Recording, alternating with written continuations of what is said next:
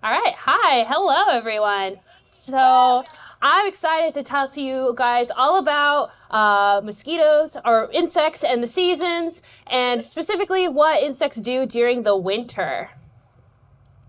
So today's theme is all about phenology and cycles. And so you may be familiar with one of the more common cycles that you think about, the insect life cycle. So just to overview what that is, we have our very charismatic and lovely monarch butterfly here. So they start their lives as little eggs off here in the corner. And then those hatch out and turn into caterpillars, which eat milkweed, and then eventually turn into a chrysalis, so they pupate. And then those hatch out and turn into adults, which then lay eggs, and their life cycle continues like that. This whole life cycle for a monarch butterfly takes about 2 to 37 days, depending on how hot it is. So this happens for about 4 times during the summer. So they go through about 4 generations. But as you notice, I said that was only during the summer. That is because there's a whole nother cycle that's really important to insects' lives and all other kinds of organisms, and that is the seasons. So most insects can only reproduce in one specific season during the year. So sorry about the blown out colors here, but a lot of insects will only be around in the spring or the summer. But that leaves a huge another time of the year where you might not know where they are, and that is the winter. So what exactly do insects do during the winter? So there are a couple of different options of what they can do, because they obviously can't just be out actively reproducing and just being around because it's too cold for them, their food resources are not there, etc., etc. So one thing that they can do is they can change their location. So back to our monarch butterflies, you may be familiar that monarch butterflies migrate. So they are just straight up leaving the area and going somewhere else where it's warmer for the winter. Another thing they can do is they can change their behavior. So honeybees, during the winter, they are all in their hives. They cluster together and they go into just kind of huddling all together in one area. And that huddling together, that they're keeping themselves warm. So this is a thermal map as showing where those honeybees are all located, all struggling all up together so that they are not getting too cold. Another thing that insects can do is that they can change their body in some way. So this down here is the mountain stone weta, and it is actually capable of being completely frozen solid. It survives in mountains in New Zealand, and what it does is when the weather gets too cold, it just completely freezes because it has chemicals in its blood that allows it to then slowly control that freezing process. And then when the temperatures come back to normal, then they will thaw out and they can just get right back up and keep going. However, the other thing that insects, and a lot of insects do, is that they go dormant. What do I mean by that? So dormancy is a state of suspended or halted development and or suppressed metabolism in organisms. It is really spread out throughout the entire animal kingdom and also in plants, and can be present in any life stage of any organism. Insect dormancy can be split into 2 different groups, or 2 major categories, diapause and quiescence, and I'm going to define those for you. So diapause is a state of halted development that is pre-programmed, sits for a set amount of time, and involves a whole bunch of physiological changes, so changes to their body and what exactly they're doing in order to survive harsh conditions. Quiescence is being inactive for not necessarily a set amount of time, just as a way to survive some temporary harsh conditions until those conditions alleviate, and then they are able to then continue on with their lives. So difference, diapause is programmed, it's set. Once they go into diapause, they have to fill it out for a set amount of time. Quiescence, they can come back as soon as the conditions are better.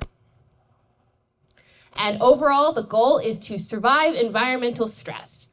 So for us in temperate areas in the winter, that includes things like really, really, really cold temperatures, having a lack of food, But in other areas of the world, this could be something like it being really dry. It could be that they're not really good with water, so they would go quiet. So they would enter some kind of a dormancy during a rainy season. So diapause is really widespread across insects. It can be found in basically every group of insects that there are. So you see here, these are all different insects that have pretty well-studied diapauses. So everything from bees to grasshoppers to beetles, even to mosquitoes. So I study mosquitoes. They're that one right over there in the middle. And so it's really widespread, and so we know quite a bit about how these work. So how exactly do these insects know that winter is coming? How do they know that they need to start preparing and going into that dormant state? Well, there are a couple of different environmental cues that insects use for this information. One is the day length. So insects are able to tell that the days are getting shorter, and in response to those shortening days, they then actually will go into that diapause or that dormancy. Some insects also use chemical signals either from others of their own species or from other species in the area in order to trigger that. Temperature also can be used, or in some cases precipitation, so the rainfall. But by far the most common cue, especially for temperate ones in our area, is going to be that day length, because day length is relatively constant. So it doesn't really change from year to year, but as anyone who's lived in this area for any amount of time knows that temperature is a lot less constant. So what happens to an insect during diapause? So I mentioned that this is a complete change in their physiology. So that means that they're doing a lot of really weird things that they would not be able to do otherwise. First off, it's halted development. So this picture is a little hard to see, but what it is actually the ovaries of the northern house mosquito, which I study in their two different diapausing states. And when they're not diapausing, they are ready to go out and reproduce. So their ovaries are going to be really big. But if you actually dissect those ovaries out, when they're in diapause, they're really, really small because they are just not even developing those at all. They then also will increase their fat stores, and this is also pretty common along a lot of insects. Again, this is northern house mosquito, what I study. So if you can tell, the top is a non-diapausing mosquito. So it's really, really skinny because it's not really storing up fat for long periods of time.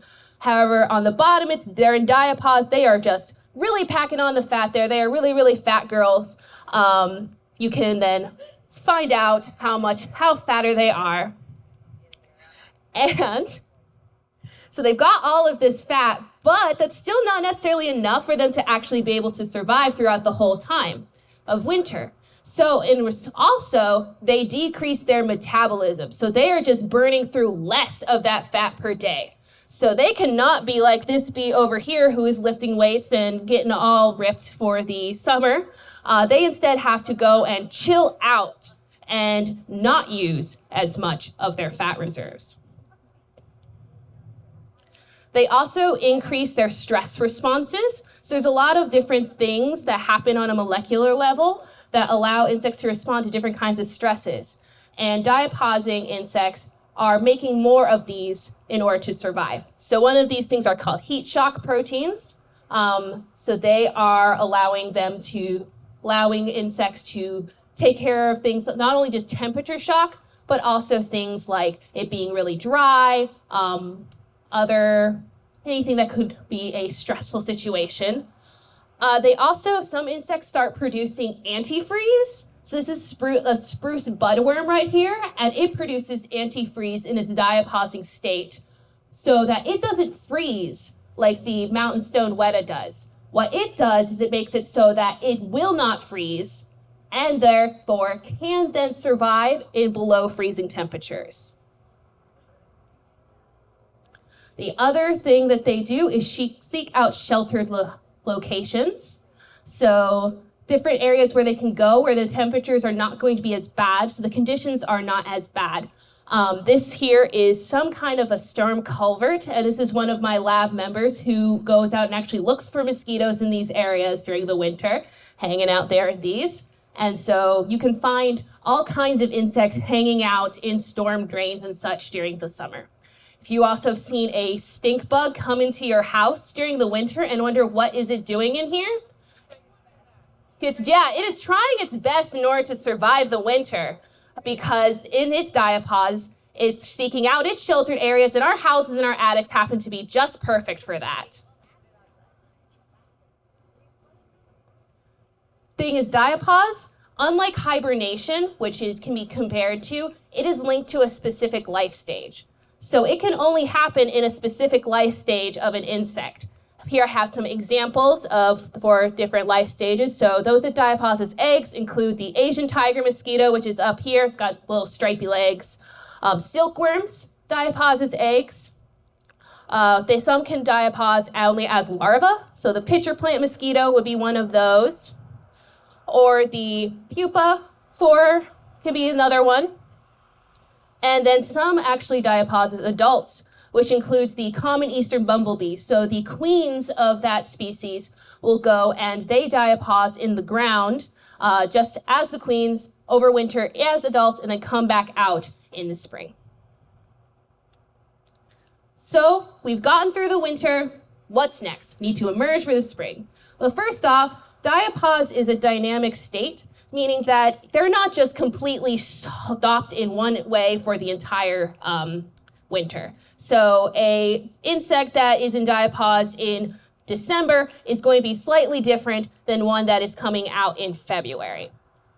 And those changes mean that they become more or less receptive to certain kinds of environmental cues, telling them that it's time to start coming out. So diapause termination can happen spontaneously, or it can happen in response to some kind of environmental cue. So some insects need to actually go be chilled. So they need to actually have some kind of a cold snap in order for them to exit diapause. Some insects, again, use the day length. So they use the day length starting to get longer as their cue. Some start to use temperature. So they're more responsive to temperature in the spring, where they may have been responsive to day length in the fall. However, you can also artificially end diapause by doing things like shocking them, actually mechanically shaking them, so just taking them and just going like this will actually get them to come out of diapause sometimes. You can injure them and get them to come out, or you can apply different kinds of chemicals. That'll get them to come out. And then sometimes insects will complete their diapause, end it, but the temperatures may not be really great. Like, for example, right now, it's May. You would think that it's spring, so there's probably a lot of insects that are out of diapause at this point, but because the temperatures are not necessarily as they would want them to be, they can then enter that quiescent state that I told you about, where they are just inactive for a while, and then when they notice that the temperatures are starting to get right, then they can come out and start doing their thing. Then I wanted to just end my talk talking about some of the things that humans are doing and how that might be impacting this insect overwintering, and also why we should care about that. So humans are changing, as you all know, humans are changing the environment in a lot of different ways, including these major cues that they're using in order to know when to enter and exit diapause or overwintering. One is temperature, so not only climate change, but also cities, warmer on average. So those warmer temperatures will be impacting them. The other thing, and the thing that I like to work on a lot, is light pollution. So they use day length as one of their major cues. But unfortunately, we have street lights, these lights everywhere. So that could be impacting that choice in order to that change that they're making. And all of this can then cause some kind of a phenological mismatch. So where insects are maybe entering diapause before they should or too late, so after their host plants are all through, or they're exiting beforehand, or if they're a pest, then they're coming out before their natural enemies. So there's nothing there to check them. So they eventually then just go rampant and start attacking trees. So why we should care is then they're not entering diapause when they should. It's a problem. especially for pest insects, so they're just around for longer. Can't survive in new winter temperatures, so there's been a lot of studies, for example, with bees, where they're seeing that the diaposing insects may not actually be able to survive these higher temperatures in the winter. So they're just not as successful. They're not able to then have many of them survive to come out in the spring. And then also emerging in the spring before they should. So just as an overview, because this was really fast, but I think it was kind of interesting, insects do a lot of really cool things in order to survive the winter. Diapause is one of their more common things that they do, and it is a kind of dormancy where they completely halt their development and change their body in order to survive harsh conditions. It's very, very common and found across basically every group of insects under the sun. And human-caused changes to the environment may be negatively impacting their ability to successfully overwinter and causing different problems in that way. And with that, I open the floor to questions from the audience, and thank you all for listening to me talk.